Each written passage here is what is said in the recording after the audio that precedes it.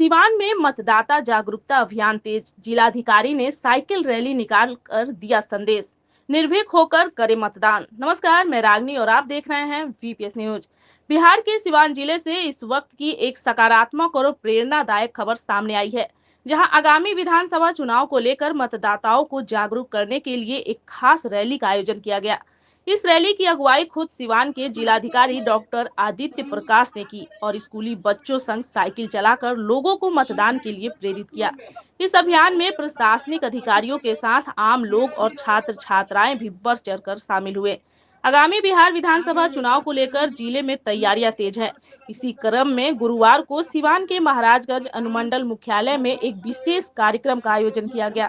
इस कार्यक्रम का उद्देश्य था मतदाता जागरूकता को बढ़ाना और लोगों को यह संदेश देना कि लोकतंत्र के इस महापर्व में हर एक मतदाता की भागीदारी जरूरी है। कार्यक्रम की शुरुआत जिलाधिकारी डॉक्टर आदित्य प्रकाश की अगुवाई में एक भव्य साइकिल रैली से हुई।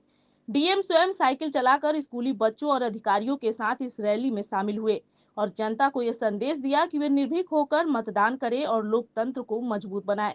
जिलाधिकारी डॉक्टर आदित्य प्रकाश का कहना है कि हमारा मकसद है कि हर मतदाता बिना किसी दबाव के अपने मताधिकार का प्रयोग करे। इस साइकिल रैली और रंगोली जैसे रचनात्मक माध्यमों से हम यही संदेश देना चाहते हैं कि मतदान एक जिम्मेदारी भी है और एक अधिकार भी। इस साइकिल रैली में कई वरिष्ठ अधिकारी भी शामिल हुए, जिसमें पुलिस अधीक्षक मनोज कुमार तिवारी, एसडीओ अनीता सिन्हा, भगवानपुर के प्रखंड आपूर्ति पदाधिकारी रवि कुमार, भूमि सुधार उप समाहर्ता अमन आनंद, सीओ जितेंद्र कुमार, ईओ महाराजगंज हरीशचंद्र और सीडीपीओ कलावती कुमारी शामिल रहे। रैली में आंगनबाड़ी सेविकाएं, सहायिकाएं और विभागीय महिलाएं पर्यवेक्षिकाएं भी सक्रिय रूप से मौजूद रहीं। साइकिल रैली में भाग लेने वाले स्कूली बच्चों का उत्साह भी देखते ही बन रहा था। स्वामी कर्मदेव यमुना राम उच्च विद्यालय और सिहोता बंगरा उच्च विद्यालय की छात्राओं ने पूरे जोश और उमंग के साथ रैली में भाग लिया। रैली का मार्ग अनुमंडलीय कार्यालय परिसर से शुरू होकर राजेंद्र चौक, नखास चौक होते हुए स्वामी कर्मदेव उच्च विद्यालय तक पहुंचा। रैली के दौरान रास्ते में जगह जगह पर रंगोली के माध्यम से भी मतदाताओं को जागरूक किया गया। रंग बिरंगे रंगों और स्लोगन के माध्यम से यह दिखाया गया कि मतदान न केवल एक संवैधानिक अधिकार है, बल्कि यह लोकतंत्र को जीवंत बनाए रखने की सबसे बड़ी शक्ति है। रैली के बाद शपथ ग्रहण समारोह का भी आयोजन किया गया, जिसमें अधिकारियों, कर्मचारियों, सेविकाओं और विद्यार्थियों ने यह शपथ ली कि वे स्वयं मतदान करेंगे और दूसरों को भी इसके लिए प्रेरित करेंगे। स्थानीय छात्रा का कहना है कि डीएम सर के साथ साइकिल चलाना गर्व की बात थी। अब हम अपने घर और मोहल्ले में सबको बताएंगे कि वोट देना कितना जरूरी है। इस तरह का अभियान न केवल चुनावी प्रक्रिया को मजबूती देता है, बल्कि युवाओं और नई पीढ़ी के लोकतंत्र के प्रति विश्वास और समझ को भी गहरा करता है। तो सिवान के महाराजगंज से थी ये सकारात्मक पहल की तस्वीर, जहां खुद जिलाधिकारी साइकिल चलाकर लोगों को जागरूक कर रहे हैं।